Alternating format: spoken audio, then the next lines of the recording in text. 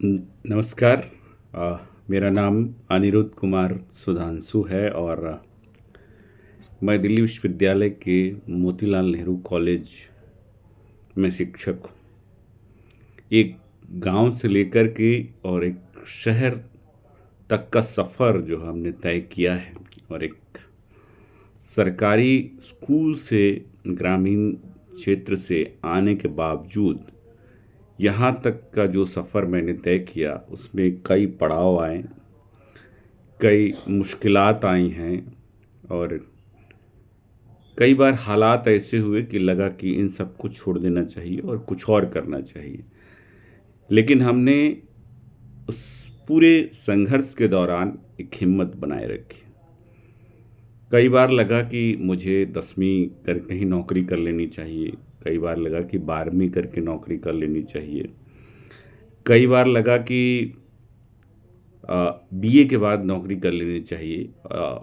और इन सब के दौरान कहीं न कहीं लगता रहा कि हमें कुछ करना चाहिए। कोशिशें भी की, कई दफ़े कामयाबी मिली, कई दफ़े कामयाबी नहीं मिली। इस पूरे दौर में मैंने कोशिश की कि सिर्फ़ मेहनत की जाए, नतीजा क्या होगा इसका कुछ पता नहीं था। सलाह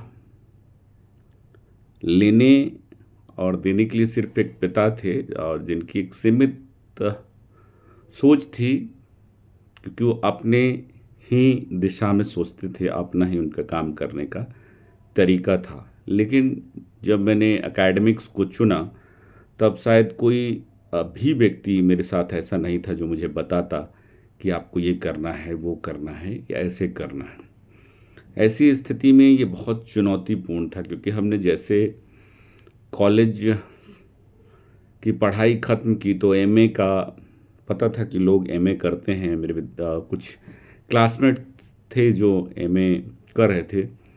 और ये बता दूं कि मैंने जो पढ़ाई है वो दिल्ली विश्वविद्यालय किरोड़ी मल से बीए एमए किया है और उसके बाद हिंदी विभाग से एमफिल और पीएचडी की है। तो हमें पता ही नहीं था कि एमए के दौरान की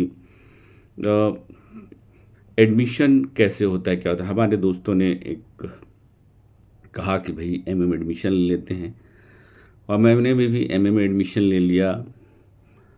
और नेट की परीक्षाएं जो हैं वो बहुत हार्ड, मुश्किल मानी जाती थी और हमें लगता था कि हम शायद उसे क्वालिफाई नहीं कर पाए, क्योंकि हमें ग्रेजुएशन स्तर पे कॉलेज तो अच्छा मिला था, लेकिन हमारी शायद जो कहिए कि काउंसलिंग थी वो उतनी अच्छी नहीं थी। तो वहाँ पर सामना किया हमने। एमए में आए तो वहाँ पर नंबरों को लेकर के जो है हम जूझते रहें, सामना करते रहें और एमए पूरा निकल गया। मुझे नेट की परीक्षाओं की जानकारी उतनी नहीं थी और एमफिल भी होता है, लेकिन मैं बहुत दबाव में था। लोग कहते थे कि बहुत इंटेलिजेंट और बहुत ही जो जानकार हैं विषय के, क्योंकि हम अपने आप को उतना विद्वान नहीं समझते थे और हमें उतनी जानकारी भी नहीं थी, क्योंकि हमारा बैकग्राउंड जो था एक ग्रामीण पृष्ठभूमि और हम जिस समाज से आते हैं उस समाज में इतने पढ़े लिखे नहीं लोग थे कि वो हमें कोई डायरेक्शन या दिशा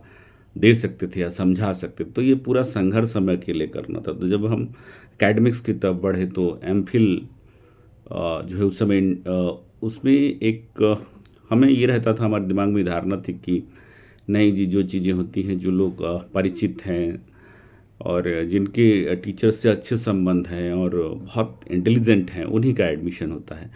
इस कस मसकस के बीच में मैंने जो है एमफिल की परीक्षा के लिए एंट्रेंस दिया और उस एंट्रेंस में बिना किसी की सहायता, सहयोग और सिफारिश के मैं एक अच्छा खासा स्थान प्राप्त कर सका और मुझे दिल्ली विश्वविद्यालय में पहली बार एमफिल में जब एंट्रेंस हुआ तो उसमें सफलता मिली और एक और कदम जो है मैंने एकेडमिक्स की तरफ बढ़ाए। तो ऐसा रहा। फिर पीएचडी किया मैंने। एमफिल में मेरा एडमिशन हो गया एंट्रेंस के थ्रू, मेरिट लिस्ट के थ्रू।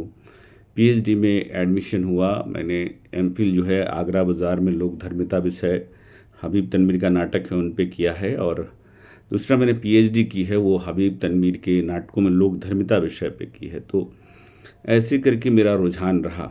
मेरी बड़ी इच्छा थी कि मैं पत्रकार बनूं, लेकिन मैं बन नहीं सका।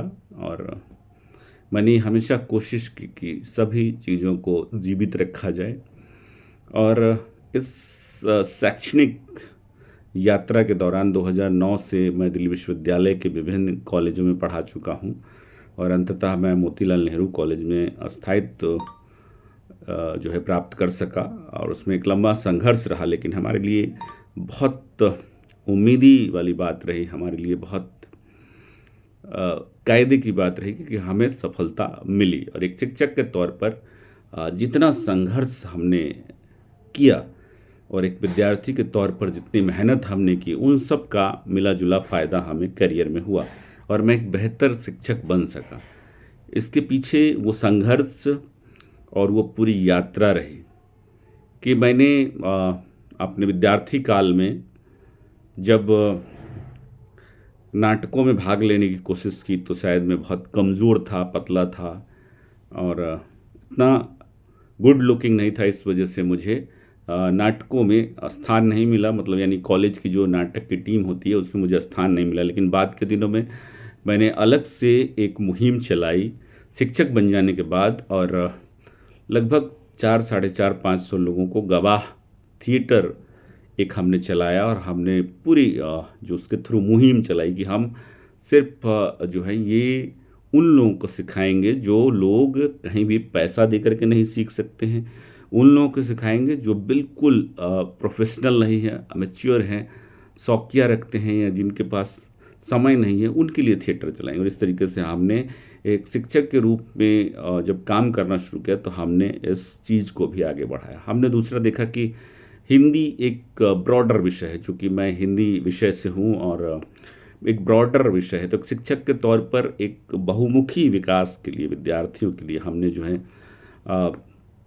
कई दफ़े उनको अखबारों में लिखने की ट्रेनिंग दी, क्योंकि मैं खुद एक जो साप्ताहिक अखबार है टॉकिंग न्यूज़, उसका अवैतनिक संपादक हूँ और लगभग 5-7 सालों से मैं उसको देख रहा हूँ। फिर मैंने देखा कि एक इलेक्ट्रॉनिक मीडिया है, बच्चों को हम कैसे सिखाएं, तो उसके लिए मैंने अपना एक यूट्यूब चैनल भी बनाया टॉकिंग न्यूज़, और उसके माध्यम से समय समय पर मैं लोगों को ट्रेनिंग देता रहा। और कई सारे बच्चों को मैंने बोलने की ट्रेनिंग दी, उनको कैसे मीडिया में अपने वॉइस को अप और लो करना है। हम पटकथा लेखन पढ़ाते हैं, तो फिल्में बना करके और बच्चों से फिल्में बनवा करके हमने उनके बहुमुखी, उनकी पर्सनालिटी को निखारने की कोशिश की। तो हमने एक शिक्षक के तौर पर जो भी अर्जित किया था वो हमने अपने विद्यार्थियों में उसी तरीके से बांटा, वितरित किया हमने। तो एक पत्रकार के तौर पर, एक नाटककार के तौर पर मैंने बहुत कोशिश की कि ये सारी चीज़ें जो हैं वहाँ पर विद्यार्थियों को लाभप्रद तरीके से मिले। और एक विद्यार्थी के तौर पर जो मैंने सीखा था, जो मेरी कमियां थी, उसको मैंने जब शैक्षणिक रूप से जब आगे की तरफ कदम बढ़ाया तो हमने जो है शिक्षा के क्षेत्र में इम्प्लीमेंट किया, अप्लाई किया, और हम अपने विद्यार्थियों के लिए बेहतर। और अब तक जो पढ़ने पढ़ाने की विधि थी वो ये थी कि भाई सिर्फ एक प्रैक्टिकल अप्रोच नहीं था। इसलिए हमने जब हिंदी सब्जेक्ट चुना था तो हमें पता था कि इसमें नाटककार भी बन सकता है, पत्रकार भी बन सकता है व्यक्ति, एक कथाकार भी सकता है, एक फिल्म मेकर बन सकता है। तो पूरी संभावना, जितनी भी संभावनाएं थी पहले वो मैंने खुद सीखी। और ये सबसे सुखद बात थी कि मैंने ये सब बिना पैसों के सीखी थी, और मैंने फ्री में सब सीखा, मेहनत की, और मेहनत करके विद्यार्थियों को मैंने उस पूरे मेहनत के बारे में जानकारी दी, उनको बताया कि वो अपने करियर में इसको भी चुन सकते हैं। मैंने कई चीज़ें जो है महसूस की थी अपने करियर में, और उसमें महत्वपूर्ण था कि हम मटेरियल के लिए जूझते रहते थे, हमारे लिए किताबें नहीं होती थी। तो लगभग मैंने 35 से 36 किताबें जो हैं वो संपादित की हैं, और जो दिल्ली विश्वविद्यालय में पढ़ाई जाती हैं, बाल साहित्य हो, विश्व साहित्य हो, भारतीय मूल्यबोध हो, जनपदीय साहित्य हो, लौकिक साहित्य हो, मौखिक साहित्य हो, नाटकों पर हो, सिनेमा पर हो, कविता पर हो, कहानी पर हो, काव्य शास्त्र पर हो, मतलब लगभग हिंदी के विषयों को मैंने जो पाठ्यक्रम के अनुकूल किताबें बनाई हैं, उनमें सिर्फ और सिर्फ एक उद्देश्य रहा कि हम विद्यार्थियों को ज़्यादा से ज़्यादा दें। और मैं आपको बता दूं कि काम मैंने बिना किसी पैसे के, यानी कि बिना किसी रॉयल्टी के और बिना किसी एक रुपए किसी भी प्रकाशक से लिए हुए, सिर्फ इतने आग्रह के साथ संपादित की। और विद्यार्थियों के लिए मैटर उपलब्ध हो, मेरी पहली प्रमुख जो मांग रही ये रही। दूसरी कि उनको सस्ती किताबें बेची जाएं। प्रकाशकों से ने कहा कि जो रॉयल्टी आप मुझे देना चाहते हो मुझे मत दे, बल्कि विद्यार्थियों को आप जो हैं सस्ती किताबें उपलब्ध करें, क्योंकि गरीबी के कारण विद्यार्थी पढ़ नहीं पाते हैं। तो 50-100 रुपये की किताब जो है आप 20 रुपये और सस्ती बेचें, ताकि विद्यार्थी ज़्यादा से ज़्यादा पढ़ सके। तो मैंने इस तरीके से एक शिक्षक के तौर पर जो भी मेरी भूमिका हो सकती थी, जो भी मैं कर सकता था एक शिक्षक के तौर पर, वो मैंने की। अपने विद्यार्थियों को छोटी छोटी फिल्में जो व्यवहारिक रूप से उनके व्यवहारिक जीवन में लागू हो सकती हैं, उनको प्रेरित किया कि वो पढ़ें। और ऐसी ऐसी फिल्में बनाई जैसे माता पिता के साथ कैसे आचरण करना है, जैसे घर में अगर बच्चे जो हैं अपने छोटे छोटे काम करें तो वो जो हैं एक बड़ा सहयोग अपने माता पिता को दे सकते हैं, उनको बीमारी से बचा सकते हैं। और कई तरह की चीज़ों के लिए मैंने उनको प्रेरित किया। मैंने कल्चरली रूप से, यानी कि उनको सांस्कृतिक रूप से विकसित होने के लिए जो भी जगह हो सकती थी वो मैंने मुहैया करवाई। मैंने कई सारे बच्चों के साथ नाटकों के डायरेक्शन में भी अपनी भूमिका निभाई। लगभग मैं आपको बता दूं कि मैंने लगभग 20-25 नाटकों में खुद अभिनय किया। और PGDAB कॉलेज हो, माता सुंदरी कॉलेज हो, स्वामी श्रद्धानंद कॉलेज है, मोतीलाल नेहरू कॉलेज है, और कई स्कूल हैं, केदार बिल्डिंग स्कूल है दिल्ली स्थित। उसके बाद हमने जो है सरकारी स्कूलों में नाट्य प्रशिक्षण देने का भी काम किया। और ये नहीं कि हम खुद निर्देशक बन गए, हमने बच्चों को निर्देशन करने के तौर तरीके सिखाए। हमने मेट्रो में मजदूरी कर रहे लोगों के साथ जो लोग काम कर रहे थे, उनके बच्चों को जो बिल्कुल पढ़ लिख नहीं सकते थे, उनके साथ मिलकर के हमने नाटक करवाए। कई सारे सेमिनार संगोष्ठियाँ अपने कॉलेज में आयोजित करवाई हैं। और लगभग काम जो सर्वांगीण विकास के लिए हो सकता था, जो सर्वांगीण विकास में अपनी महत्वपूर्ण भूमिका निभा सकते थे, उन सब कार्यों को हमने तरजीह दी है टीचिंग के दौरान। तो शिक्षक का काम केवल किताबों का पाठ कराना नहीं, बल्कि उसके प्रायोगिक पक्षों को समझाना भी ज़रूरी होता है। एक बेहतर टीचर वही हो सकता है जो उसकी जो कहिए कि अप्लाइड पार्ट है, यानी कि जो अनुप्रायोगिक पार्ट है, उसको भी विद्यार्थियों को उसी तरीके से समझा सके जिस तरीके से वो उसके पाठ को समझाता है। हम पाठ के जरिए सिर्फ और सिर्फ एक रीडिंग हैबिट पैदा कर सकते हैं, लेकिन जब हम उसके प्रयोग की बात करते हैं तो हम एक विद्यार्थी के विकास की बात करते हैं। एक विद्यार्थी के साथ एक लंबे जो जीवन प्रक्रिया है उसके साथ जोड़ने की कोशिश करते हैं। इसलिए हमने बहुत कोशिश की कि विद्यार्थी वो सीख सके जो अभी तक नहीं सीखा। और मेरी हमेशा से कोशिश रही है, और जब तक मैं शैक्षणिक जगत में हूँ, मैं कोशिश करूँगा कि अपने विद्यार्थियों को अपना सर्वस्व दे सकूँ। और उस सर्वस्व देने के दौरान कोई फीस उनसे न ली जाए, बल्कि उनके विकास में जो जो चीज़ें महत्वपूर्ण भूमिका निभा सकती हैं उसकी कोशिश करूँगा कि वो उनको फ्री मुहैया कराया जाए, ताकि वो किसी भी व्यवधान के कारण कभी भी अपने को उस चीज़ से अलग ना कर सकें, मुश्किल में फंसा हुआ महसूस न कर दे। क्योंकि हम बच्चे थे, हमारे माता पिता जी के पास उतने पैसे नहीं थे, तो हम बहुत सारी चीज़ें सीख नहीं पाए। जैसे मैं क्रिकेटर बनना चाहता था, लेकिन मेरे पास इतने पैसे नहीं थे कि मैं क्रिकेट खेल सकूं और क्रिकेटर बन सकूं, तो मैंने अपना जो है क्रिकेट खेलना त्याग दिया। तो हमने ये सब चीज़ें देखते हैं कि बच्चों के भीतर जो भी कैलिबर है उसका पूर्ण रूप से इस्तेमाल होना चाहिए। बच्चों के लिए जितनी भी सुविधाएं हो सकती है वो एक शिक्षक के तौर पर मैं करूँगा। मेरे आगे पीछे भी आप देख रहे हैं, एक समय मेरे पास किताबों को खरीदने के लिए पैसे नहीं होते थे, लेकिन जीआरएफ और नौकरी के दौरान लगभग जो है मैंने कहिए कि 5 से 7 लाख की किताबें खरीदी। आज भी मेरे पास अपने घर में एक छोटी सी लाइब्रेरी है और इसमें लगभग 4-5 लाख रुपए की किताबें हैं, क्योंकि हम जब तक खुद किताब नहीं खरीदेंगे, पढ़ेंगे नहीं, तब तक हम दूसरों को क्या दे सकेंगे। तो शैक्षणिक जगत में जितनी भी मेहनत हो सकती है हम उतनी करने को तैयार हैं। नई नई चीज़ें हम सीख रहे हैं। हमने 4 ईयर अंडर ग्रेजुएट प्रोग्राम पहले भी देखा, बाद में भी देखा। शैक्षणिक जगत के जो आए दिन बदलाव हैं उनसे रूबरू होते हैं। एक टीचर के तौर पर हम सीखते हैं और सीख करके हम उसको इम्प्लीमेंट करने का काम करते हैं। मैंने इंडिया यूके के 75 वर्ष पूरे होने पर एक बर्मिंघम सिटी यूनिवर्सिटी, जिसमें कि पीजीडीएवी जो है मुख्य रूप से आयोजक कॉलेज रहा, उनके साथ मिलकर के मैंने लंदन से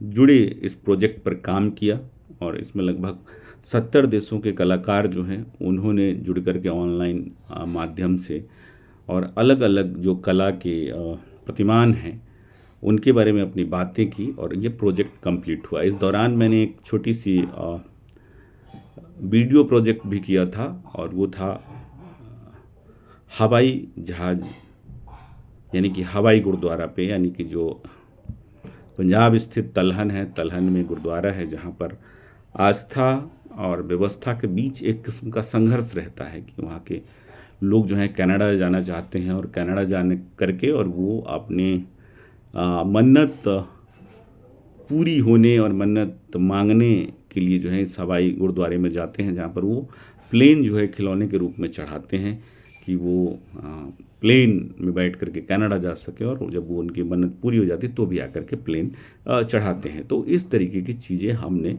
सीखी उस प्रोजेक्ट के दौरान। विभिन्न देशों के कलाकारों से जुड़े हमने सीखा।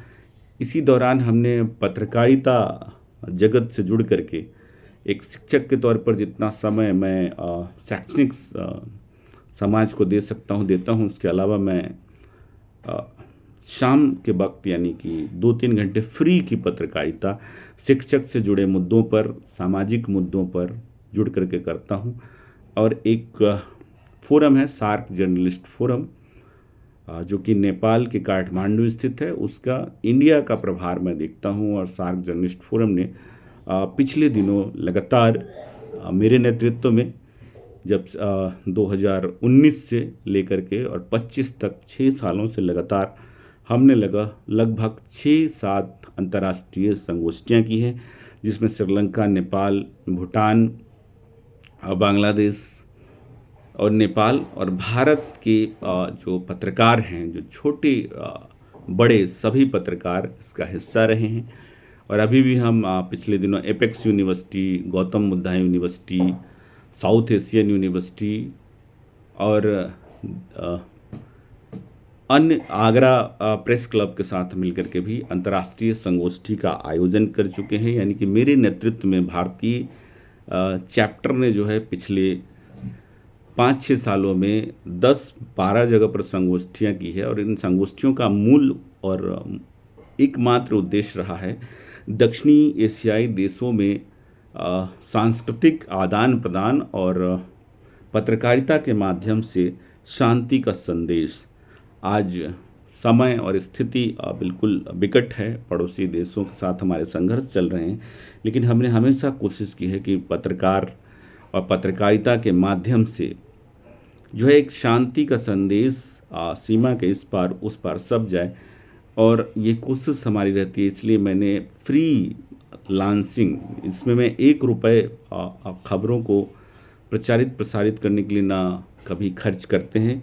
और हम और तो और बच्चों को ट्रेनिंग देते हैं, लिखने की ट्रेनिंग देते हैं।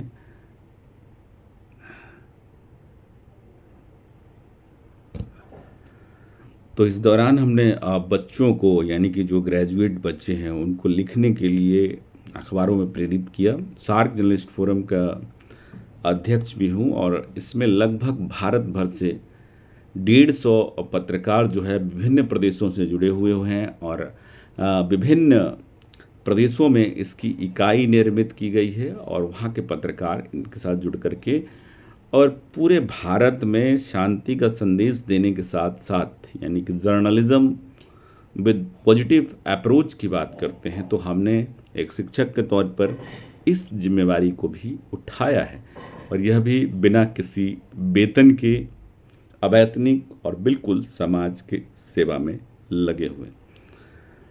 तो इस तरीके से हमने अपने पूरे शैक्षणिक जगत में जो चीज़ें कर सकते थे, हम शिक्षा के माध्यम से जागरूकता कैसे फैल सकती है, सावधानी के लिए हमने स्वदेशी जागरण मंच से जुड़ करके 108 के करीब जगहों पर स्वदेशी वस्तुओं के उपयोग के लिए नाटक किया और हमने स्वदेशी बचाओ आंदोलन भी किए हैं उनके साथ मिलकर के। 108 जगहों पर स्वदेशी जागरण मंच के साथ मिलकर के हमने काम किया। क्राई के साथ मिलकर के, चाइल्ड राइट्स एंड यू के साथ मिलकर के हमने नुक्कड़ नाटक प्रतियोगिता का आयोजन किया था और हमने उसमें परफॉर्म की, बच्चों के राइट्स को लेकर के बात की हमने। इसी प्रकार से हमने अन्य कई कॉलेजों के साथ मिलकर के हमने पर्यावरण जागरूकता पर भी काम किया है। फिल्म जगत के क्षेत्र से जुड़कर, यानी कि फिल्मों की समीक्षा, फिल्म, अच्छी फिल्में समाज का आईना होती है, इसके लिए हमने फिल्म सोसाइटी जो है हमारे कॉलेज की, उसके साथ मिलकर के काम किया है और अच्छी अच्छी फिल्में जो प्रेरित करती हैं समाज को बदलने में, देश को बदलने में और विद्यार्थियों को दिशा देने में दिखाई, जैसे 2 आंखें 12 हाथ। एक शिक्षक के रूप में किस प्रकार एक जेलर जो है अपने कैदियों को सुधारने की बात करता है और किस प्रकार वो समाज को नई दिशा देने में सफल होते हैं, इन सब बातों पर हमने बात की। तो हमने एक शिक्षक के तौर पर जितनी भी मेहनत हो सकती थी, जितनी भी मेहनत हम कर सकते हैं समाज को वापस लौटाने में, वो सारी चीज़ें हमने लौटाई हैं और हम जब तक इस क्षेत्र में हैं, जब तक हमारे पास जीवन है, हम समाज के प्रत्येक क्षेत्र में सभी लोगों के लिए ये प्रार्थना करेंगे कि वो भी समाज और शिक्षा जगत की सेवा में और देश सेवा में अपनी महत्वपूर्ण भूमिका निभाएं। हर व्यक्ति हर जगह हर चीज़ नहीं कर सकता, लेकिन जो कर सकता है वो उसको करना चाहिए और सर्वप्रथम राष्ट्र हो और उसके अपने कर्तव्य हों। राष्ट्र के प्रति समर्पण हमारे कर्तव्य भावना, हमारे कर्तव्य बोध को बड़ा बनाता है और ये कर्तव्य बोध एक शिक्षक के लिए बहुत ज़रूरी है। एक शिक्षक को हर समय सीखने के लिए और सिखाने के लिए तत्पर रहना पड़ता है और ये कोशिश मैंने अपने स्कूली जीवन से लेकर के कॉलेज जीवन के माध्यम से सीखते हुए, और मैंने एक शिक्षक के रूप में जब 2009 से पढ़ाना शुरू किया तब से सीखा है और उसी को बच्चों को सिखा रहा हूँ। बच्चों का विकास ही एक शिक्षक का मूल उद्देश्य है। मेरा उद्देश्य है अपने बच्चों को तराशना, उनके लिए नए नए रास्ते बनाना, उनके लिए वो चीज़ें सीखना जो उनको सिखाने के दौरान उनको फ़ायदा पहुंचा सके। एक शिक्षक के तौर पर मैंने सिर्फ और सिर्फ क्लासरूम टीचिंग को तरजीह देने की बात नहीं कही है। मैंने कहा है कि सर्वांगीण विकास के लिए एक शिक्षक को कभी एक कठोर निर्णय भी लेने होते हैं तो वो लेना चाहिए। कठोर मेहनत करनी पड़े तो उसको करनी चाहिए और कठोर अनुशासन अगर उसको खुद भी फॉलो करना पड़े बच्चों को सिखाने के लिए तो करना चाहिए।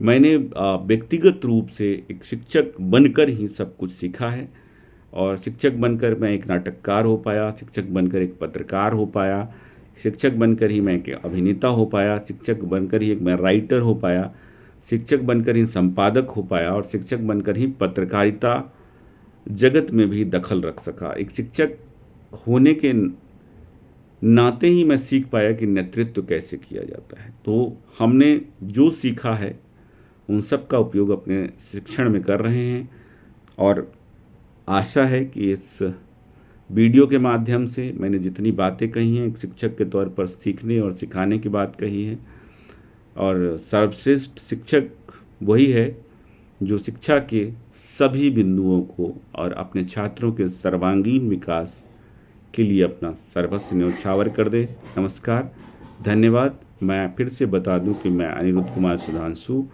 मोतीलाल नेहरू कॉलेज के हिंदी विभाग में हूं, और मैं पिछले 16 सालों से शिक्षण कर रहा हूं। एक प्रशिक्षक के तौर पर भी काम कर रहा हूं नाटकों का, एक पत्रकार के तौर पर भी काम कर रहा हूं, और एक संपादक के तौर पर भी काम कर रहा हूं। भारत की साख को दक्षिणी एशियाई देशों में बेहतर सुंदर ढंग से प्रस्तुत करना ही हमारे जो पत्रकारिता है उसका उद्देश्य है, क्योंकि हमारी सरहदें जितनी अच्छी होंगी हमारा मुल्क उतना अच्छा होगा, उस पर किसी तरीके का अनावश्यक दबाव नहीं होगा। तो हम शांति और सद्भावना दोनों की कामना करते हैं, और शैक्षणिक जगत में भारत का नाम सबसे ऊपर हो, उसमें अगर मैं महत्वपूर्ण भूमिका निभा सका तो अपना बड़प्पन समझूंगा, और अपने राष्ट्र के विकास के लिए जो भी हो सकता है मैं ज़रूर करूँगा। नमस्कार, धन्यवाद।